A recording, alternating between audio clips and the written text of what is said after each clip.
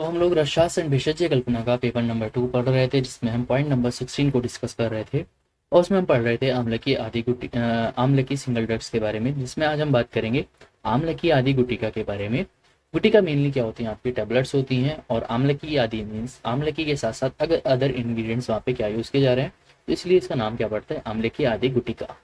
ठीक है, तो अगर हम बात करते हैं इंग्रेडिएंट्स के बारे में, तो यहाँ पे कौन कौन से इंग्रेडिएंट्स बताए गए हैं, इसका रेफरेंस है शाड़ंगन संहिता का मान्य खंड वटी कल्पना में इसका वर्णन मिलता है। ठीक है, तो इंग्रेडिएंट्स कौन कौन से हैं, आम्लकी, कमल, कुष्ठ, लाजा, वाटा और मधु। ठीक है, इन सभी द्रव्यों को आपको कितना लेना है, एक पार्ट, मतलब सबको इक्वल अमाउंट में लेना है। अगर आप 100 ग्राम आम्लकी ले रहे हैं तो आपको 100 ग्राम कमल लेना है, 100 ग्राम कुष्ठ लेना है, 100 ग्राम का लाजा लेना है। मतलब सभी को इक्वल अमाउंट में लेने के बाद क्या करना है आपको, सबसे पहले इनको चूर्ण बना लेना है, आम्लकी को, कमल को, कुष्ठ को, लाजा को और वाटा को। ठीक है, इनका क्या कर लेना है, आपको चूर्ण बना लेना है। चूर्ण बनाने के बाद क्या कर लेना है, इसमें मधु मिला लेना है, मतलब आपका हनी मिला लेना है। और तब तक हनी मिलाना है जब तक इसकी जो कंसिस्टेंसी हो जाए वो थिक हो जाएगी।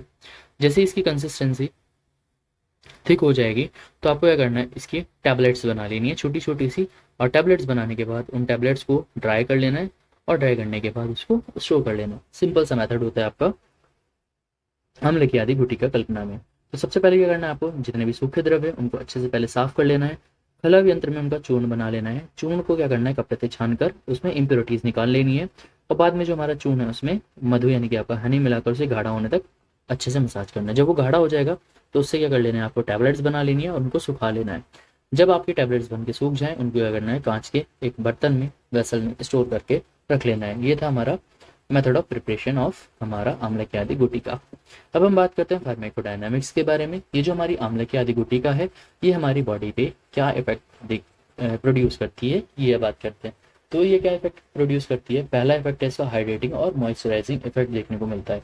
आम्लकी के अंदर जो विटामिन सी है और साथ साथ एंटीऑक्सीडेंट्स है, वो क्या करते हैं, हमारी बॉडी को हाइड्रेट और हमारी बॉडी को नरिश करते हैं। ठीक है, अगर हम बात करते हैं इसका सेकंड इफेक्ट, तो ये एंटी इन्फ्लामेटरी भी होती है, साथ साथ हीलिंग का भी इफेक्ट देखने को मिलता है। एंटी इन्फ्लामेटरी कैसे, जो इसके अंदर कुष्ठ है उसके पास क्या होती है, पोटेंसी है, वो एंटी इन्फ्लामेटरी प्रॉपर्टी शो करता है, जिसकी वजह से क्या होता है, जो हमारा इन्फ्लामेशन यानी कि स्वेलिंग वगैरह है वो कम होती है। ठीक है, और इरिटेशन जो हमारे माउथ वगैरह में वो भी कम देखने को मिलता है। ठीक है, हीलिंग का इफेक्ट शो करता है।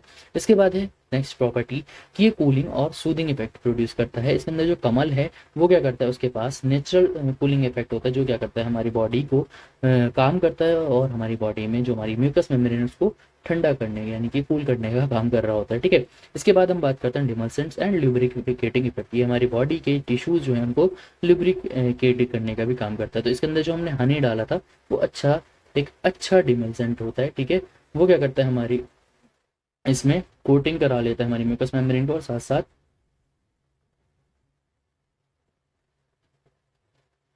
लुब्रिकेशन का वर्क कर रहा होता है। ठीक है, इसके बाद अगर हम बात करते हैं फार्माकोकाइनेटिक्स के बारे में। फार्माकोकाइनेटिक्स का मतलब क्या होता है कि जो हमारी ड्रग हमारी बॉडी है वो ड्रग के साथ क्या कर रही है। ठीक है, what body does to the drug.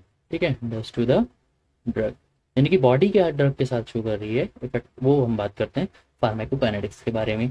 तो फार्माकोकाइनेटिक्स में क्या पढ़ते हैं हम, ड्रग का एब्जॉर्प्शन, डिस्ट्रीब्यूशन, मेटाबॉलिज्म और एक्सक्रीशन के बारे में हम बात करते हैं। तो अगर हम बात करते हैं जो हमारी गुटिका है उसका एब्जॉर्प्शन कहाँ होता है, हमारी ओरल म्यूकोसा और हमारे जीआईटी में इसका एब्जॉर्प्शन देखने को मिलता है, जिसको डिस्ट्रीब्यूट बाद में ब्लड की स्ट्रीम के थ्रू डिस्ट्रीब्यूट कर दिया जाता है, और इसका जो मेटाबॉलिज्म है वो लीवर में हो रहा होता है। साथ साथ अगर हम बात करते हैं इसका एक्सक्रीशन की, तो किडनी क्या करती है, इसको यूरिन की फॉर्म में एक्सक्रीट कर देती है, और साथ साथ जो आपकी जीआईटी है यानी कि गैस्ट्रोइंटेस्टाइनल ट्रैक है वो उसको फीसेस यानी कि बॉडी की या फीकल मैटर की फॉर्म में बॉडी से बाहर निकाल देता है। इसकी डोज की बात की जाए तो 500 mg आप दे सकते हो बीडी, मतलब दिन में 2 बार। कहाँ कहाँ पे इसका इंडिकेशन बताया गया, तृष्णा और मुक्षोष अभी आपको बताया था, हीलिंग में, और आपका mainly anti hydrating effect show कर रहा है। ठीक है, हाइड्रेटिंग इफेक्ट शो कर रहा है।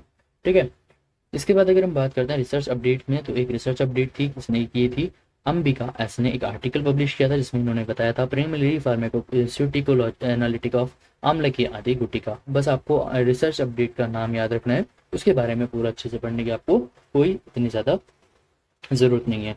ये था आज का हमारा लेक्चर, जिसमें हमने आम्ल की आधी गुटिका के बारे में पढ़ा। आई होप आपको लेक्चर पसंद आया होगा। मिलते हैं नेक्स्ट लेक्चर में।